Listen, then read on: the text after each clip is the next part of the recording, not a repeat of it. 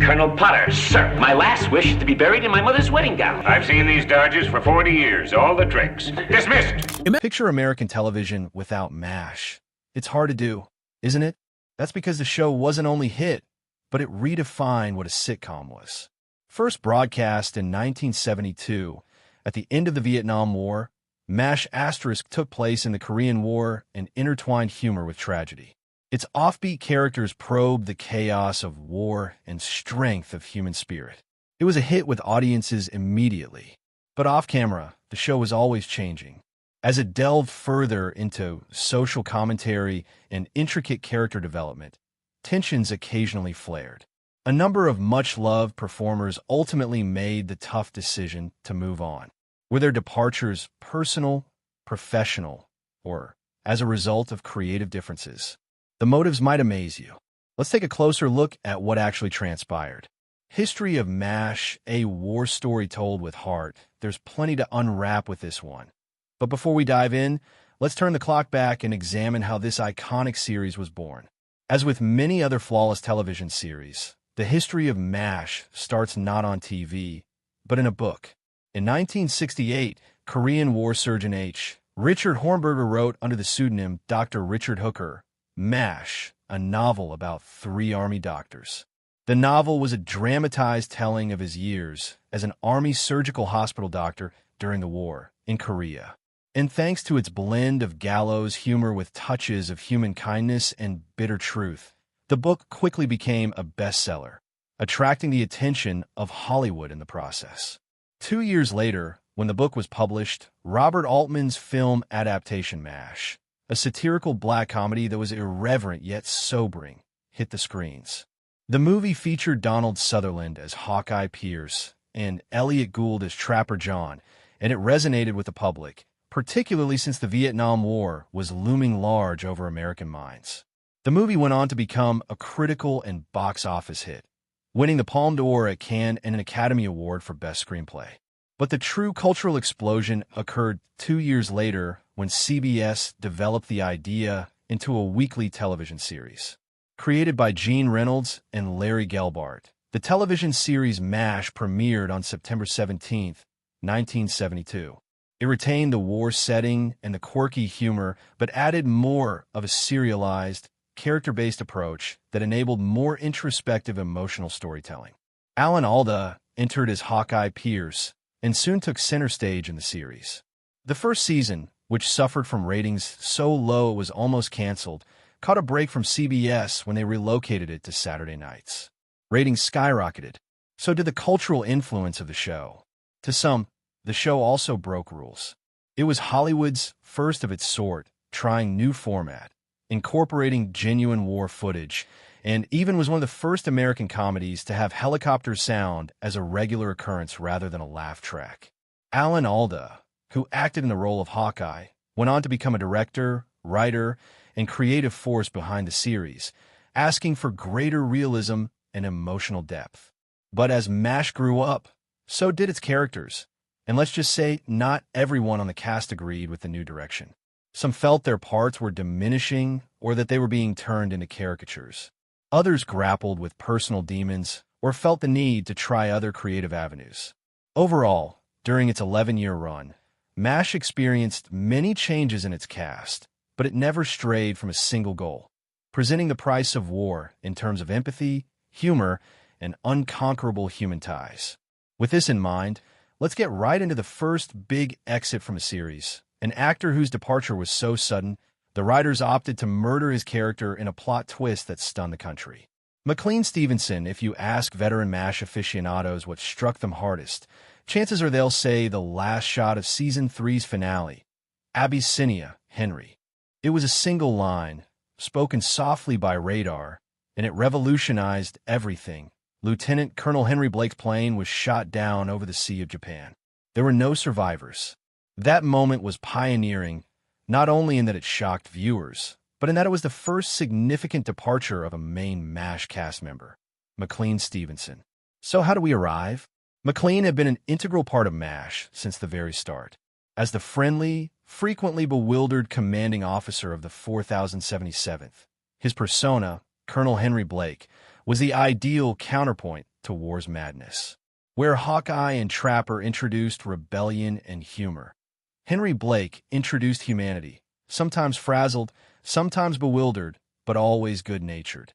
During the early seasons, McClane's acting brought him widespread acclaim as well as a Golden Globe. He was hilarious, down-to-earth, and adored by audiences. But behind the cameras, it wasn't as idyllic. Based on interviews and memoirs from the cast and writers, McClane became increasingly displeased with his character. As the show initially existed as a loose ensemble comedy, it soon devolved into focusing on Alan Alda's Hawkeye Pierce. And the more Alda was involved in the writing and directing of the show, the more his character came to carry emotional and narrative freight. McClane, on the other hand, grew frustrated. Frustrated enough that he actually once told People magazine back in 1975, "I want to be number one. I want to be the guy carrying the show." But as arrogant as this no doubt sounds, it wasn't really about McClane's ego. You see, McClane had these grand ambitions of being a star. He had enormous ambitions. But if there's something you should learn about Hollywood, it's that it's generally very simple for an actor to fall into a stereotypical part. And for McClane, he was tumbling into this hole that he had no desire to be in. He noticed the strength of television and felt he had the talent and charisma to host a show of his own. He felt he wanted to have opportunity where he would not be the second or third banana every time. He wanted to be first. At the conclusion of season 3, then McClane went to the producers and informed them that he would not be coming back. Now here's where things went wrong. Usually, when actors left sitcoms, their characters were explained away, quietly, transferred, reassigned, and perhaps even shipped off to be wed. But MASH was not a typical sitcom. Its writers, Larry and Gene, noticed a chance to take a risk. They wanted to remind audiences that MASH, at its core, was a war tale. That in war, not everyone comes home. And this was the ideal time. What followed was the classic Abyssinia Henry segment. In the segment, Henry Blake hears that he's being discharged and will be going home. There's laughter, crying, hugs, a merry send-off.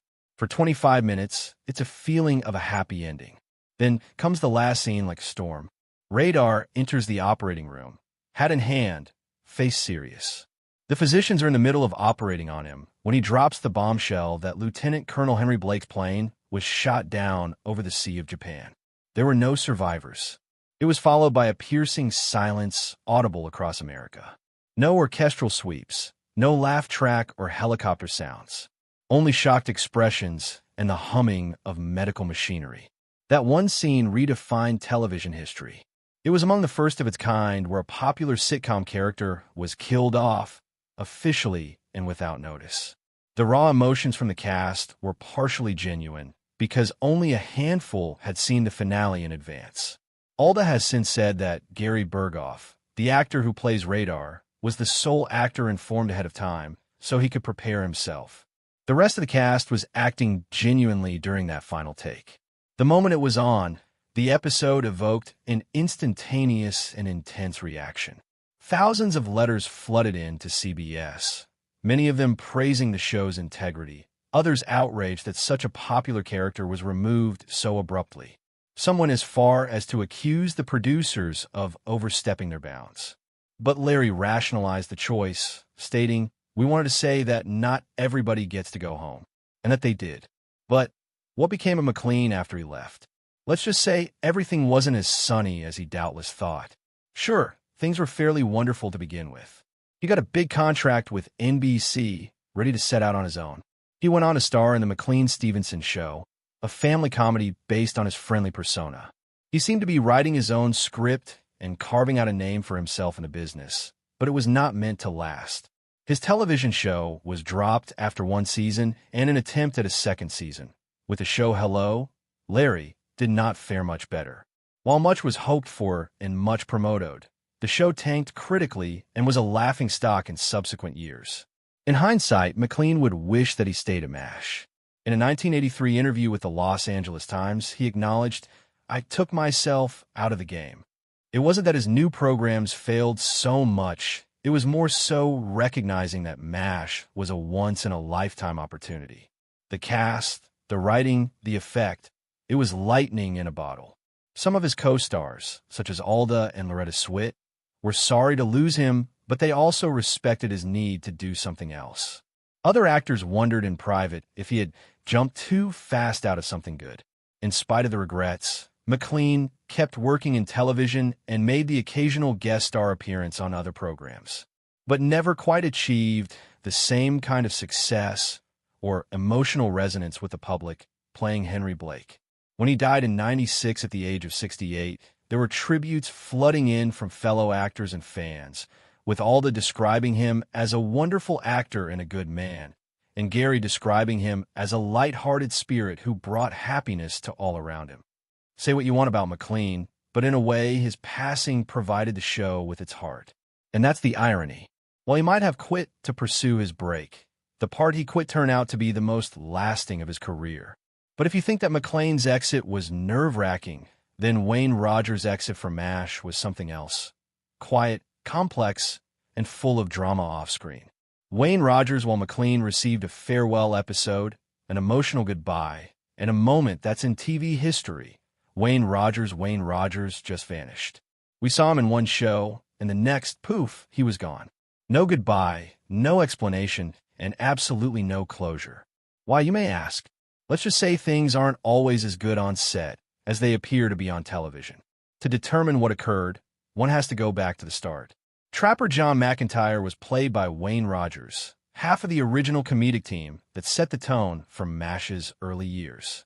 He and Alda's Hawkeye peers were the spark plug of the 4077th. The chemistry between the pair was like a magnet, and the public adored it, particularly when they chose to add in their quick-witted repartee, mayhem, and their unbending friendship. Watching a wartime version of The Odd Couple, minus the mirthful jokes, but with scalpel humor instead. Yet behind the jokes, tension was being secretly smoldered. It turns out that Wayne had signed up for MASH, believing the show was going to be an actual ensemble show, with everyone having equal screen time on the main cast. But as the series developed, a great deal of the focus began to fall on Alda's character. It quickly became apparent that Hawkeye was more than a co-lead. He was now the moral compass of the series, the emotional grounding. And before long after Alda, a talented writer and director himself, began to make significant contributions to the show's creative output, things really began to seem different. At first, Wayne did not care about Alda's success. In fact, the two were known to have been cordial off-set, but of course, he soon felt relegated. Alda's character alone appeared to be receiving some kind of maturity. The others merely seemed fixed in their cocoons from the beginning. Anyway, before he knew it, Trapper John had transitioned from a lead player to a supporting actor. And, as Wayne later clarified in interviews, it wasn't ego, it was integrity of storytelling. He once stated, Trapper didn't have much to do.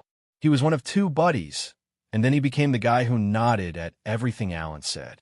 But unlike McLean, who exited in a public fashion and was bid farewell, Wayne did it differently. Tactfully, and without complaint, he chose not to renew his contract after Season 3. Producers weren't even aware that he was officially departed until just before production resumed for Season 4. And here is where things become even more strange. Wayne's contract with the show was never actually signed. That means all along, he'd been working on a handshake.